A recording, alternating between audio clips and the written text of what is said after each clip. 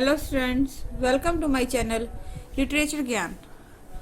हम पढ़ रहे थे भाषा, जिसमें हम कर चुके हैं भाषा का अर्थ और भाषा के माध्यम। आज हम करेंगे भाषा का स्वरूप। भाषा वैज्ञानिकों ने भाषा के स्वरूप में मुख्यतः 3 सोपानों की चर्चा की है। प्रथम है भाषा ध्वनि चिन्ह है। भाषा वैज्ञानिकों का कहना है कि भाषा ध्वनि चिन्ह है। विषधर को देखकर चिड़िया का चींची करना, एक सिंह का दूसरे को देखकर अपने अभिमान से गरजना, ये सभी ध्वनि चिन्ह हैं। द्वितीय है भाषा यादृच्छिक होती है। भाषा के शब्दों के अर्थ के उत्स का समानत पता नहीं चलता है। भाषा के शब्द और अर्थ के बीच कोई तार्किक संबंध नहीं है अथवा अल्प होता है। उदाहरण, एक छोटा बच्चा घोड़े को घोड़ा और हाथी को हाथी इसलिए कहता है क्योंकि वह शब्द वह अपने माता पिता से सुनता है। शब्द और अर्थ के बीच में तर्क शून्यता की स्थिति में यही यादृच्छिक है।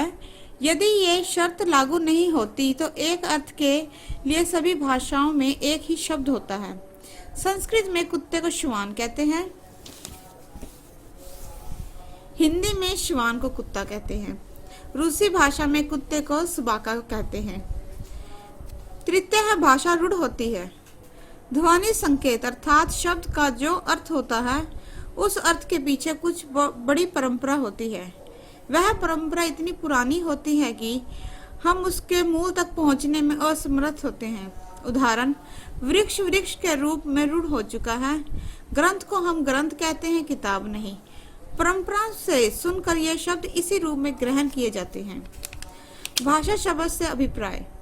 प्राचीन भारतीय भाषा विद्वानों ने भाषा शब्द के अर्थ का निर्धारण करते हुए लिखा है, भाषा व्यक्त यावची इति भाषा, अर्थात भाषा विज्ञान में इस व्यक्तवाणी के संबंध में एक विशेष प्रकार की अवधारणा मिलती है।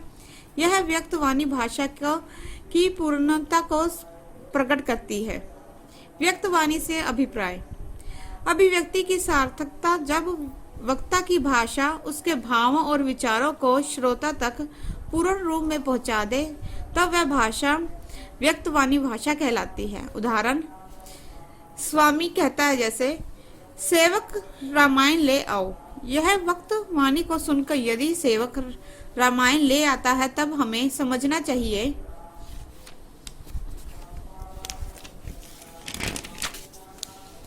कि स्वामी की भाषा सेवक तक पहुंचकर उसके भाव को पूर्ण रूप में पहुंचा पाई।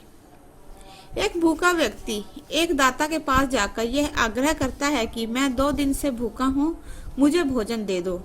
तब दाता का उसे भोजन देना, इसका अर्थ हुआ कि भूखे व्यक्ति की व्यक्तवाणी दाता तक पहुंच गई। भाषा की प्रकृति, प्रवृत्ति अथवा विशेषता। यद्यपि संपूर्ण विश्व में नाना प्रकार की सब प्रकृति को धारण करने वाली भाषाओं की संख्या अनंत है, एक भाषा दूसरी भाषा से भिन्न होती है। हर भाषा की प्रकृति उसके परिवेश, स्थिति, उसके इतिहास, भूगोल आदि से निर्मित होती है और उसके स्वरूप में उसका जीवन संप्रकृत होता है। यह निजीपन की उस भाषा की मूल प्रकृति है। चूंकि प्रत्येक भाषा का परिवेश, स्थिति, परिस्थितियां आदि एक दूसरे से मेल नहीं खाते हैं, इसलिए हर भाषा की मूल प्रकृति अपनी होती है। एक भाषा की जो मूल प्रवृत्ति होती है वह दूसरी भाषा की नहीं होती। लेकिन भाषा विद्वानों ने विश्व की अन्य भाषाओं की प्रकृति के अध्याय के पश्चात कुछ ऐसी प्रकृतियों को रेखांकित किया कि जो सभी भाषाओं में विद्वान है। यह प्रवृत्तियां निम्नलिखित हैं। प्रथम में भाषा सामाजिक वस्तु है। भाषा समाज में जन्म लेती है, समाज में प्रयुक्त होती है। अतः किसी समाज की संरचना और उसमें प्रयुक्त भाषा की संरचना में काफी समानताएं होती हैं।